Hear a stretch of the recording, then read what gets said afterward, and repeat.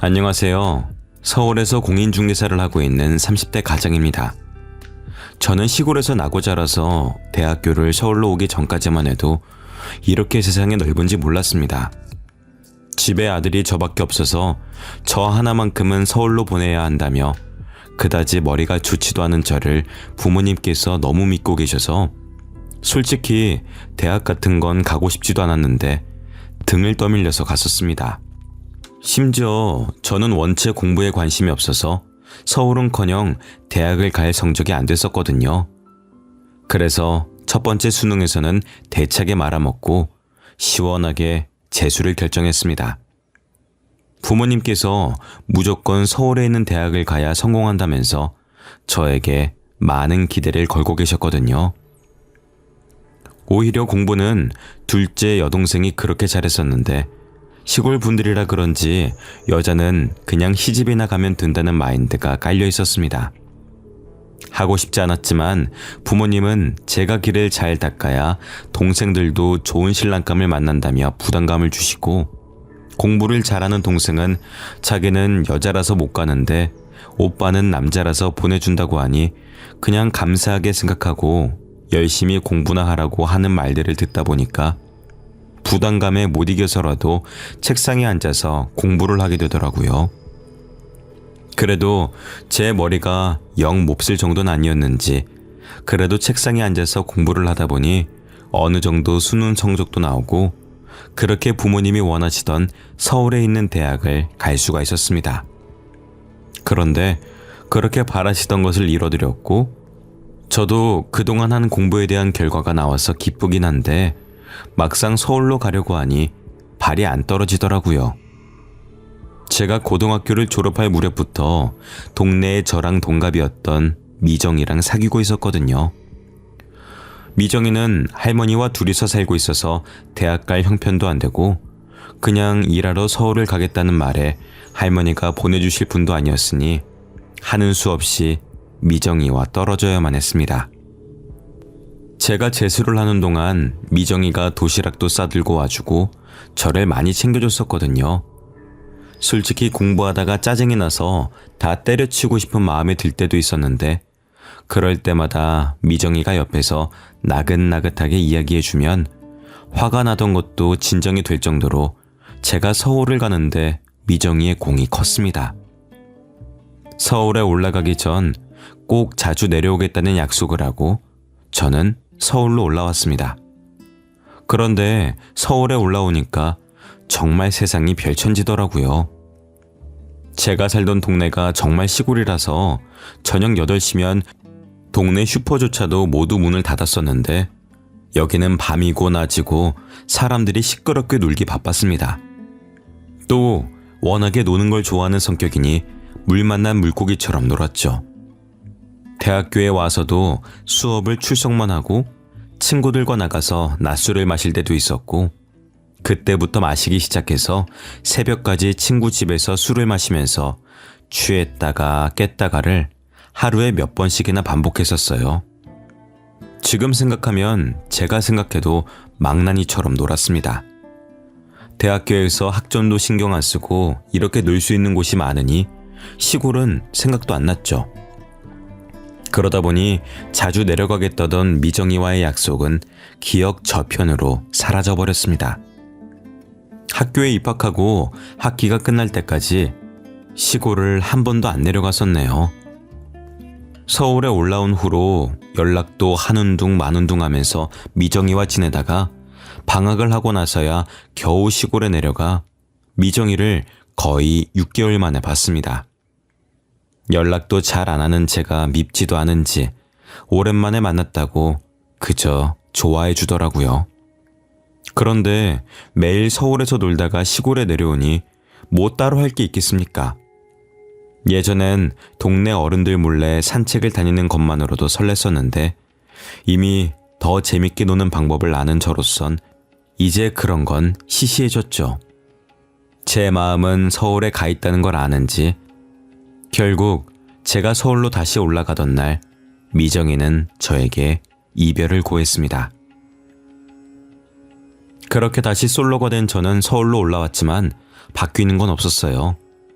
굳이 꼽으라면 주위의 예쁜 여학생들을 조금 더 유심히 보게 되었다는 정도였겠죠. 그 전에는 연락도 잘 하지 않지만 그래도 여자친구가 있었으니 대놓고 딴짓을 하진 않았는데 이제는 여자친구도 없는 몸이니 친구들끼리 미팅도 나가면서 여자아이들과 어울려 놀았습니다.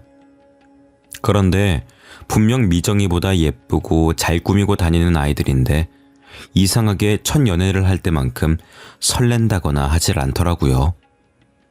그래서 저는 그래도 연애도 한번 해봤다고 어린애처럼 오두방정을 떨지 않게 됐구나 생각했었죠. 그런데 그런 제 생각도 교양 수업에서 만난 한 여학생을 보고 틀렸다는 걸 깨달았습니다.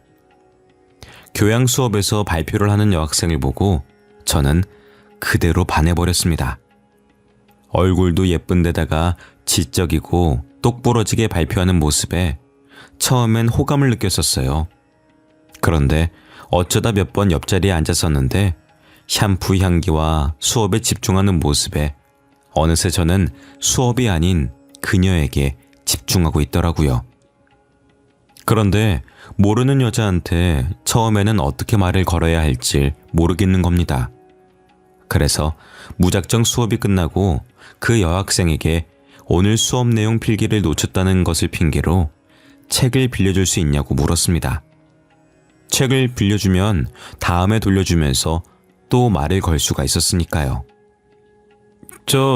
제가 오늘 필기를 제대로 못해서 그런데 혹시 필기 내용 좀 보여주실 수 있으실까요? 네? 제가 바로 다음 수업에 가야 해서요. 그럼 여기 제 번호 드릴 테니까 책만 빌려주시면 안 될까요? 다음 수업이나 그 전에 책 필요하시면 언제든지 연락하세요. 바로 돌려드릴게요. 제 말에 딱히 안 된다고 할 이유가 없어진 여학생에게 책을 빌리는데 성공했습니다. 그 후로 여학생에게 연락이 오진 않아서 다음 시간에 바로 책을 돌려주긴 했지만 고맙다는 핑계로 제가 뭐라도 사겠다면서 번호를 받아냈습니다. 그 후로는 매일같이 연락도 하고 가끔 점심시간이 맞으면 밥도 같이 먹으면서 친해졌고 저희는 자연스럽게 연인 사이로 발전했습니다. 사귀고 나니까 여자친구는 정말 인기가 많더라고요. 그동안 제가 몰랐던 게 신기할 정도였습니다. 학생 식당 앞에서 저를 기다리고 있으면 꼭 한 명씩은 와서 번호를 물어보더라고요. 제 눈에만 예뻤던 게 아니라 그냥 누가 봐도 예쁘니 제가 마음을 놓을 틈이 없었습니다.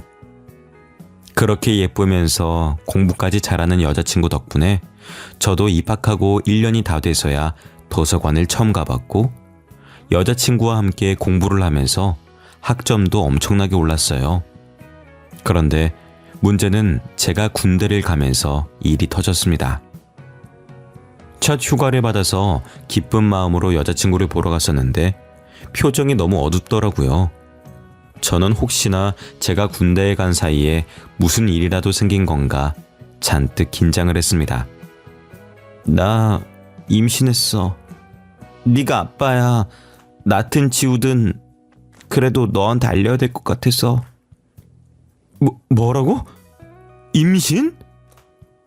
여자친구의 말에 너무 당황스러워서 무슨 말을 해야 할지 모르겠더라고요.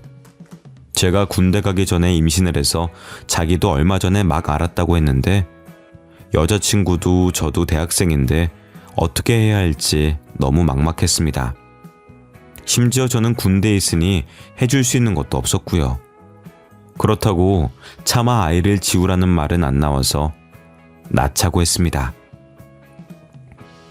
여자친구도 이미 생긴 아이니 낳아서 기르는 게 좋지 않겠냐는 듯이 말했었고 그렇게 저는 아이의 아빠가 되었고 제가 가장이 되었으니 여자친구를 책임져야겠다는 생각에 군생활 중 부사관을 지원했습니다. 결국 재수까지 해가면서 들어간 대학은 고작 1년을 다니고 말았습니다.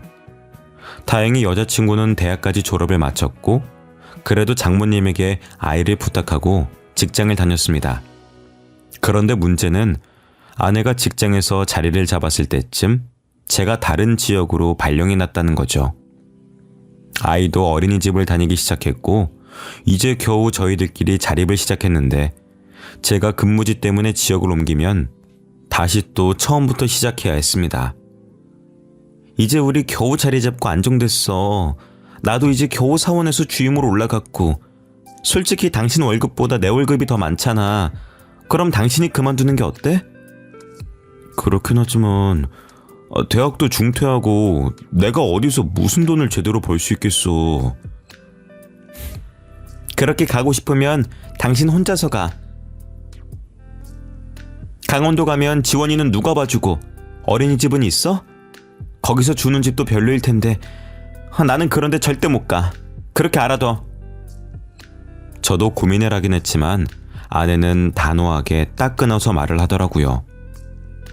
아이 문제도 직장 문제도 얽혀있으니 제 입장만 밀어붙일 수도 없었고요. 아내의 말이 다 맞았습니다. 직장도 아내가 훨씬 좋으니 월급도 저보다 많았고 누군가 일을 그만둬야 한다면 그건 저여야 했었죠.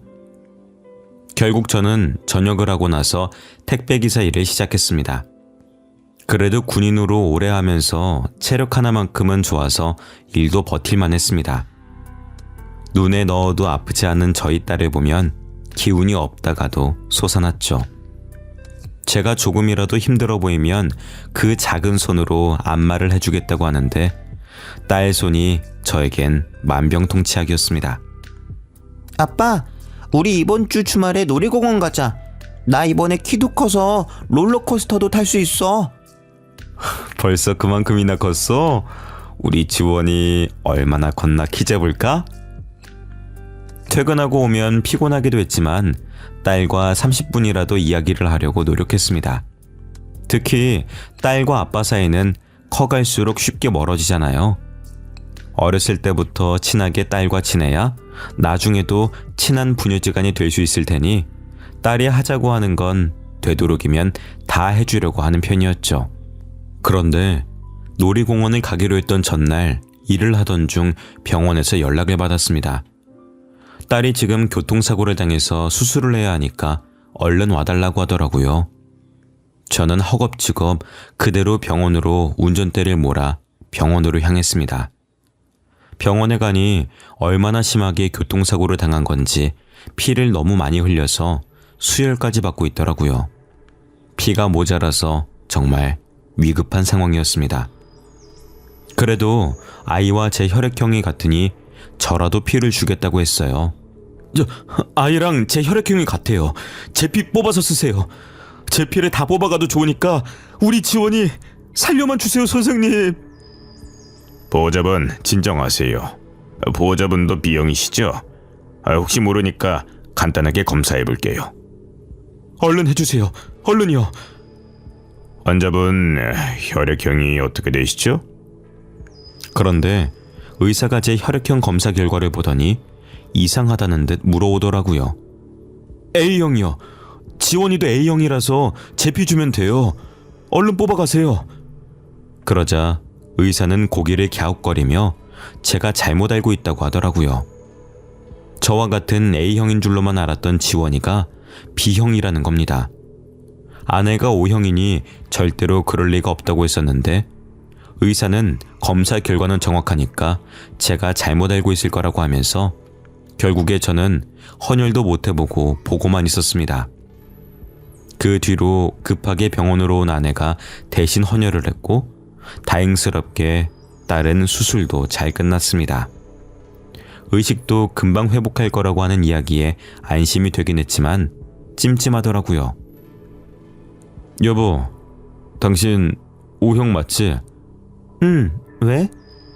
지원이가 A형이잖아.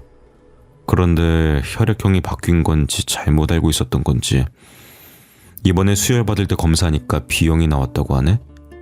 그게 가능한 거야? 글쎄, 당신이 너무 정신이 없어서 잘못 들었겠지. 당신 밥은 먹었어? 아내는 제 말에 대답도 제대로 하지 않은 채 급하게 화제를 전환했습니다. 더 물어보고 싶었지만 이제 겨우 놀란 마음을 진정시키고 있었는데 괜스레 마음을 요란하게 하기가 못해서 그냥 넘어갔어요. 하지만 마음 한구석에는 뭔가가 이상하다는 마음이 있었습니다. 그 이후로 다행히 딸은 의식도 금방 되찾았고 어려서 그런지 회복도 빨랐습니다. 단지 병원 안에만 있는 게 답답한지 틈만 나면 저에게 전화를 걸어댔죠. 아무래도 아내는 회사에서 일하니까 퇴근 후에만 병원에 올 수 있었는데 저는 언제든지 찾아갈 수 있으니까 저를 더 편하게 찾더라고요. 애초에 딸이 엄마보다 저를 더 따르기도 했었고요. 아빠 언제 와? 나 너무 심심해. 여기는 친구도 없고 TV도 맨날 뉴스만 봐서 너무 재미없어. 많이 심심해? 조금만 기다려. 오늘 아빠가 중간에 한번 들릴게. 뭐 먹고 싶은 거 없어? 나 떡볶이 먹고 싶은데 우리 학교 앞에 파는 그 분식점에서 파는 거 그거. 알았어. 아빠가 금방 사갈 테니까 조금만 기다려. 한편에는 찜찜함도 있었지만 딸을 보면 그 시간만큼은 그런 생각이 안 들었습니다. 그렇게 눈에 넣어도 안 아플 만큼 소중한 아이인데 어떻게 제 아이가 아닐 수 있겠냐는 생각이었죠. 하지만 제 딸이 제 친딸이 아니면 어쩌지라는 생각이 계속 들어서 차라리 확실하게 매듭지어서 제 딸이라는 걸 두 눈으로 확인하고 싶었습니다. 그래서 병원에 간 김에 딸의 손톱을 깎아주고 그걸 챙겨왔습니다.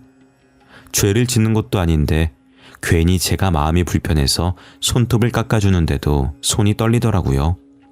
아빠 왜 이렇게 손을 떨어? 일 많이 힘들었어? 내가 다 나으면 도와줄게. 아니야, 아빠 하나도 안 힘들어. 누구 아빠인데? 그런 건 껌이지.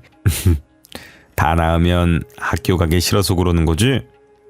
어떻게 알았어? 나 학교 가기 싫어. 그냥 아빠 따라다니면서 일 도와줄게. 나도 아빠 닮아서 일도 잘하잖아. 내가 누구 딸인데. 그만 까불고 얼른 떡볶이나 마저 먹어. 침자 검사를 하기 위해서 손톱을 깎으면서도 이 아이가 내 딸이 아니라는 생각은 못했습니다. 하지만 일주일 뒤 나온 검사에선 저와 제 딸이 친자가 아니라는 결과가 나왔습니다. 정말 만에 하나의 확률로 친자가 아닐 거라는 생각을 했었는데 제 눈으로 확인하고 나니 그 결과를 믿고 싶지 않았습니다. 그럼 지원이는 대체 누구의 아이인지, 저는 왜 대학까지 포기해야 했었는지 결과를 받아들이고 나니 억울함이 몰려왔습니다. 저는 그 결과서를 들고 아내가 퇴근하기만을 기다렸습니다. 그리고 아내가 집에 오자마자 저는 검사 결과서를 들이밀었습니다. 지원이가 내 친딸이 아니라는데 이게 어떻게 된 일이야? 당신 그동안 날 속이고 있었던 거야? 제대로 설명해봐. 당신 그걸 검사했어? 지금 내가 검사를 한 게 중요해? 지원이가 내 딸이 아니라잖아. 그럼 지원이 친아빠는 누군데? 당신 다 알고 있지? 알고 있으면서 일부러 나 속인 거잖아. 아니, 나는 당신인 줄 알았어. 그래서 당신을 찾아간 거야. 뭐라고? 어떻게 나라고 확신을 했는데? 나 만나면서 다른 놈도 만났다는 거 아니야. 당신 군대 들어가고 잠깐 실수했던 적이 있는데 정말 그날 하루 만났던 사람이라 누구인지 번호도 모르고 그래서 그냥 당신이라고 했었어. 미안해. 야, 너 제정신이야? 그래놓고 뻔뻔하게 날 찾아와. 내가 너 때문에 학교도 포기하고 내 인생 포기하고 가장으로 살았는데 네가 어떻게 이럴 수가 있어. 정말 미안해. 나도 그때는 어려서 너무 무서웠어. 그래서 나도. 정말 그날 하루 만나서 실수한 게 사실이야? 그건 정말이야. 믿어줘. 결국 지원이는 제 아이가 아니라는 확답을 듣고야 말았습니다. 정말 아내를 용서하고 싶지 않았지만 병원에 언제 오냐는 지원이의 전화에 어찌할 바를 모르겠더라고요. 아내를 용서하지 않으면 지원이는 제 아이가 아닌 것이 되고, 그러면 저는 그냥 이혼하고 다시 제 인생을 살면 되는 거였습니다. 참 쉬운 일이고 오히려 제 인생에서 새로운 기회를 얻은 건데도 차마 지원이 때문에 아내와 이혼하겠다는 말은 못하겠더라고요. 너무 화가 났지만 그날 저녁 지원이를 보고 그냥 눈 감고 모르는 척을 하기로 했습니다. 대신 그동안 가장 역할을 하겠다고 포기한 대학은 너무 억울해서 다시 다니기로 했습니다. 다니던 학교에 재입학 신청을 해서 다시 학교에 다닐 테니까 나머진 아내 보고 알아서 하라고 했죠. 아내도 할 말이 없는지 제가 하는 일에는 토달기 바빴던 아내가 아무 말도 없이 그렇게 하라며 등록금을 내주더라고요. 그 이후로 저는 학교를 다시 다니기 시작했고 가끔 배달 아르바이트를 했습니다. 그래도 아이의 돈을 벌지 않으면 지원이 용돈도 주기 힘들 정도일 테니까요. 학교를 다니며 오랜만에 들어간 교양 수업에는 제 동기가 수업을 하고 있더라고요. 매일같이 술을 함께 마시던 녀석이라 반가운 마음도 들었지만 그 나이 먹고 뒤늦게 다시 학교를 다니는 게 부끄러워서 차마 먼저 인사를 못하겠더라고요. 하지만 친구는 첫 수업이니만큼 천천히 출석을 부르며 학생들과 눈을 마주쳤고 이윽고 저와 눈이 마주쳤을 땐 친구도 꽤나 당황한 것 같이 보였습니다. 그리고 수업이 끝난 후 강의실을 나가려는 저를 붙잡았습니다. 너 형욱이 맞지? 야, 오랜만이다. 이렇게 다 만나네? 그래, 오랜만이네. 너 군대 갔다 와서 그대로 자퇴하고 무슨 일이라도 있었던 거야? 나 사고 쳐서 결혼했어. 그래서 그냥 부사관으로 쭉 군대에 있다가 전역했어. 제 말에 친구는 당황스러웠는지 멋쩍게 웃더라고요. 친구는 나중에 다 같이 술이나 한잔하자면서 급하게 다음 수업이 있다며 강의실을 떠났습니다. 처음엔 어색했지만 나중엔 그 친구랑 술도 한잔할 정도가 되었습니다. 학기가 끝나고 친구와 함께 학교 근처에서 술을 한잔하는데 친구가 먼저 이야기를 꺼내더라고요. 그런데 너는 군대에 있으면서 어떻게 사고를 친 거야? 진짜 대단하다. 체주도 좋아. 어쩌다 보니 그렇게 됐네. 그래. 그때 너랑 만나던 그 여자친구랑 그 사고 친 거야? 그렇지 뭐. 내가 아무나 붙잡고 사고를 치겠냐. 그래. 그럼 그때 그 소문이 사실이 아니었나 보네. 너 군대 가고 나서 자기과 교수랑 그렇고 그런 사이라고 소문이 났었거든. 네가 없으니까 남자친구도 없는 줄 알고. 그건 또 무슨 소리야? 너 그거 몰랐어? 우리 같이 들었던 교양 수업 교수님 있잖아. 너 만나기 전에도 교수랑 네 와이프랑 수상하다고 둘 사이 수상하다고 소문이 돌았었어. 그런 소문이 돌았었다고? 나는 전혀 몰랐는데? 그거야. 네가 워낙 다른 소문에 관심이 없어서 그런 거고 너 빼고 다 알아. 나도 그 소문 알고 있었는데 너랑 사귄다길래 헛소문이라 생각하고 넘어갔지. 그리고 그 친구가 해준 이야기는 완전 처음 듣는 이야기였습니다. 알고 보니 그때 아내는 저랑 사귀기 전부터 그 교수와 소문이 이상하게 나 있었는데 저랑 사귀면서 그런 소문이 쏙 들어갔다가 제가 군대를 가자마자 또 소문이 났다더라고요. 거기다 여자친구가 점점 배가 불러오면서 한 학기는 휴학을 했는데 그것마저도 그 교수와 헤어져서 그런 게 아니냐는 이야기도 나왔었다네요. 아내가 그때 그 교수님 방에 자주 들락거리기도 했었고 또 어떤 사람은 그 두 사람이 데이트를 하고 있었다는 걸 봤다는 이야기도 있었습니다. 제 친구는 굳이 이미 사귀고 있는 저에게 그런 소문까지 알릴 필요가 없겠다 싶어서 말하지 않고 그냥 내버려 뒀었다 그러더라고요. 친구의 이야기를 들을수록 감으로 알 수가 있었습니다. 아내가 그때 그 교수와 사고를 친 거라는 것을요. 하룻밤에 만나 지나가는 남자가 아닌 그 교수가 아이의 아빠라는 걸 느낄 수가 있었습니다. 저는 그날 친구와 잔뜩 술을 마시고 취해서 집으로 돌아갔어요. 그리고 술의 힘을 빌려 아내에게 제 직감이 맞는지 확인했습니다. 당신 솔직히 이야기해. 정말로 지원이 생부가 누군지 몰라? 갑자기 왜 또 그래? 정말 모른다니까. 이미 없었던 일로 하기로 했잖아. 당신 그 교수님이랑 그렇고 그런 사이였던 거 맞지? 그러자 아내는 그걸 어떻게 알았냐는 듯 흠칫 놀라더라고요. 술을 진탕 마셨지만 아내의 반응을 보니 술 기운이 싹 내려가는 걸 느꼈습니다. 그럼 그 지원이 승부가 그 교수 맞아? 당신 나한테 또 거짓말을 한 거야? 미안해. 그래. 지원이 생부 교수님 맞아.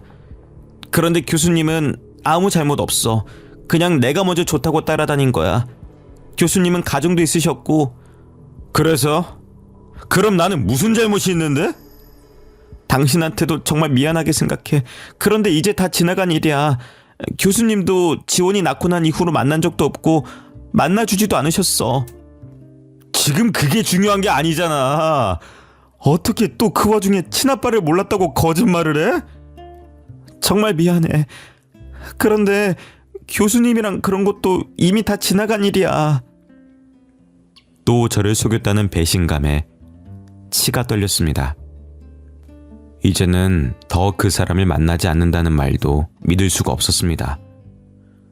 이제 당신이 하는 말은 다 못 믿겠어. 내가 그 말을 어떻게 믿어? 정말이야.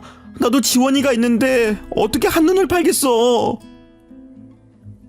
아무리 아이를 생각한다고 해도 한 번의 실수였다는 것과 저를 기만했다는 건 완전히 다른 차원의 문제였습니다.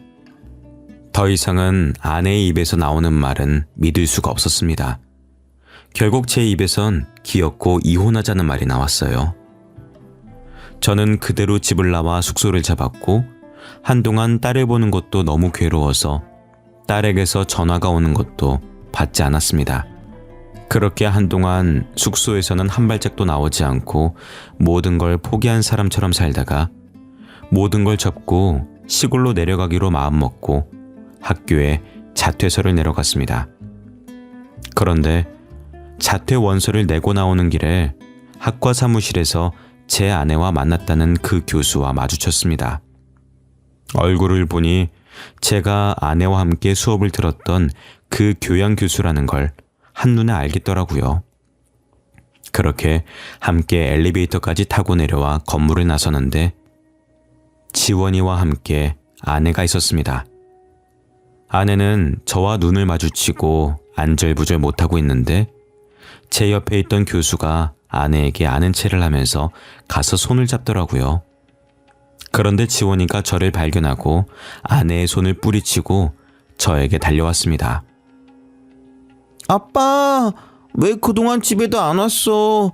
퇴원하면 장난감 사준다고 해놓고 집에도 안 들어오고 장난감 사주기 싫어서 그런 거지. 때 안 쓸 테니까 집에 와서 나랑 놀아, 아빠. 딸은 제 손을 잡았고 동시에 아내와 그 교수는 뒤를 돌아 저를 쳐다봤습니다. 두 사람은 지금까지도 만나고 있었던 게 틀림없었습니다. 넌 또 거짓말이었어? 이젠 놀랍지도 않네. 이렇게 다 들통날 거 뭐하러 거짓말을 해? 아직까지도 이 남자 만나면서 지원이는 왜 데려와? 왜? 오늘은 친아빠라고 소개라도 해주려고? 그래, 지원이도 가자. 아빠보다 친아빠랑 같이 사는 게 좋지 않겠어? 당신 나랑 이혼하겠다며. 교수님도 이혼하시고 나랑 합치기로 하셨어. 뭐라고? 당신 제정신이야? 지원이 의견은 물어보지도 않고 그걸 왜 마음대로 정해? 당신이 지원이 키울 자격이나 있어? 자네가 많이 화가 난 것 같은데 이미 이혼하자고 먼저 말했다고 들었어. 근데 이걸 이렇게까지 화낼 일인가? 애도 보는데 진정하고 나중에 어른들끼리 이야기하지. 그러면서 교수는 제 손을 꼭 붙잡고 있던 지원이를 데리고 아내와 함께 떠났습니다. 불륜 커플이 어찌나 뻔뻔한지 누가 보면 두 사람은 아무 잘못도 없어 보이더라고요. 아무리 제가 모든 걸 포기하고 시골로 돌아가겠다고 마음을 먹었다지만 두 사람이 마음 편히 잘 사는 꼴은 두고 볼 수가 없었습니다. 저는 그대로 학교에 대자보를 써서 붙였어요. 그 교수가 어린 학생을 꼬셔서 임신까지 시켜놓고는 나몰라라 했고 그 여학생은 다른 남자의 아이라고 속여가며 아이까지 낳아놓곤 지금까지도 불륜을 저지르고 있었다는 사실을요. 당연히 그 다음날 학교는 발칵 뒤집어졌고 그 대자보는 제가 쓴 것이라고 밝혀졌습니다. 친구 이야기를 들어보니 제 대자보가 교수들 사이에서도 화제가 되어서 교수들끼리도 뒤에서 엄청 욕을 하고 있다고 하더라고요. 사람을 우습게 알고 자기들의 허물을 숨기기 위해서 남을 이용했으면 결국엔 다 들통이 날 거라는 생각은 없었는지 멍청하다는 생각이 절로 들었습니다. 그런 사람이 교수랍시고 교단에 서는데 교수들끼리도 당장 해임하라는 목소리가 커졌고 결국 그 교수는 학기도 다 마치지 못한 채 학교를 떠나야만 했습니다. 아내는 그 소식을 듣고 불이 나게 저에게 전화로 따지더라고요. 당신 그걸 대자보까지 붙여야 했어? 이거 명예훼손인 거 알지? 그러던가 명예훼손으로 고소할 수 있으면 해봐. 그리고 그 사람만 잘못한 게 아닌 거 알지? 내가 당신 회사에도 그 대자보 똑같이 붙일 수 있어.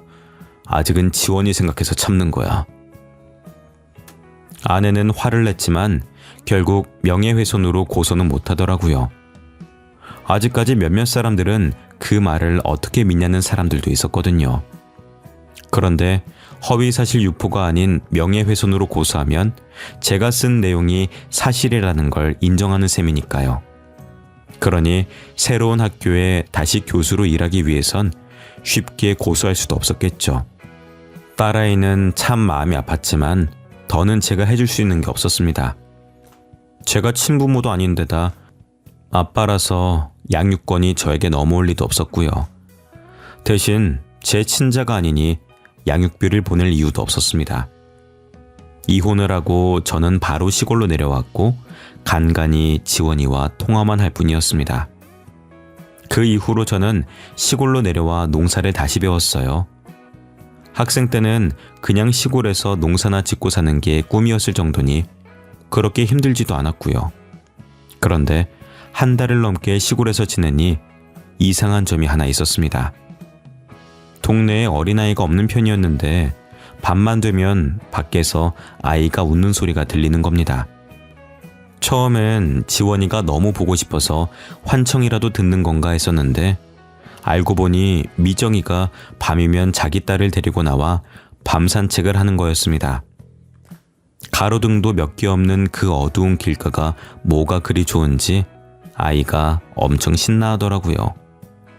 밤에 잠이 안 와서 창문을 열었다가 두 사람을 발견하고는 처음에는 놀랐었는데 볼 때마다 아이 아빠는 어디 갔는지 매번 두 사람만 나와서 걷더라고요. 아무리 외지인도 안 오고 동네가 위험하지도 않은 데라지만 혹시 모르니까 한 번은 걱정되는 마음에 저희 집 앞을 지나갈 때 저도 대문 밖으로 나갔습니다. 문이 열리는 소리가 들리자 미정이는 소스라치게 놀라더라고요. 미정이는 지원이 또래로 보이는 딸의 손을 잡고 있었습니다. 오랜만이네. 옆에는 딸이야? 애 아빠는 안 보이던데 어디 갔나봐? 그러자 미정이는 우물쭈물하다가 한참 끝에 말을 하더라고요. 아이 아빠가 저라고요. 알고 보니 제가 처음 방학을 하고 잠시 시골에 내려왔을 때 아이가 생긴 거였습니다. 미정이는 저와 헤어지자고 말한 뒤 아이가 생겼다는 걸 알았고 그때는 이미 서울로 올라간 데다가 새로운 여자친구를 사귀었다는 소식까지 들어서 차마 말도 못하고 그냥 혼자 낳아서 키웠다고 하더라고요. 그런데 동네 사람들이 너무 손가락질을 하면서 농사일도 도와주지 않고 결국엔 그냥 부업이나 하면서 지내고 있다고 하더라고요. 아이는 돈도 없고 근처에 보낼 학교도 없어서 못 보내고 있다고 했습니다. 그 이야기를 들으니 제가 참 무심했다는 생각이 들면서 미정이에게 미안한 마음이 들었죠. 미정이는 그동안 제가 아빠라는 사실도 아무에게도 말하지 않고 있었다고 하더라고요. 그렇게 이야기를 듣고 다음날 미정이 집을 가보니 정말로 동네 사람들은 미정이를 없는 사람 취급하며 지내고 있었습니다. 심지어는 제 동생이나 저희 부모님마저도요. 혹여나 예전에 생각이 나서 미정이 근처는 얼씬도 말아라. 근처에 갔다가 언제 어떻게 애 아빠가 되달라고 엉겨붙을지 어떻게 알아? 엄마, 그게 무슨 말이야? 미정이가 뭘 어쨌다고 그래? 내가 애 아빠야. 욕하려면 책임도 안 지고 도망간 나를 탓해야지. 왜 미정이를 욕해? 보다 못한 저는 결국 미정이와 딸을 데리고 다시 서울로 올라왔습니다. 동네 사람들이 미정이를 대하는 걸 보고 있으니 속이 터지겠더라고요. 미정아, 내가 책임질게. 우리 같이 서울로 올라가자. 애 학교는 보내야지. 서울로 올라가면 뭐가 달라져? 최소한 동네 사람들한테 손가락질은 안 받겠지. 내가 어떻게든 너 먹여 살릴게. 솔직히 처음에 미정이의 이야기를 들었을 땐 죄책감과 미안함이 전부였어요. 그런데 그렇게 동네 사람들에게 손가락질을 받으면서 어떻게든 아이와 함께 살기 위해서 사람들이 많이 돌아다니는 낮에는 집에서 부업만 하다가 밤에라도 나와서 산책하는 모습이 오히려 책임감이 있어 보이더라고요. 미정이는 아이를 위해서 할 수 있는 최선을 다하고 있었습니다. 미정이를 다시 보니 왜 미정이 이후로 그렇게 설레는 일이 잘 없었는지 알 것 같았습니다. 그 당시엔 몰랐는데 다시 미정이를 보니 저도 모르게 마음이 가더라고요. 그 후로 서울에 올라와서 저는 다시 택배기사 일을 시작했고 틈틈이 공부를 해서 3년에 걸쳐 공인중개사도 땄습니다. 지금은 작은 부동산을 하면서 아이 학교도 학원도 보내면서 살고 있습니다.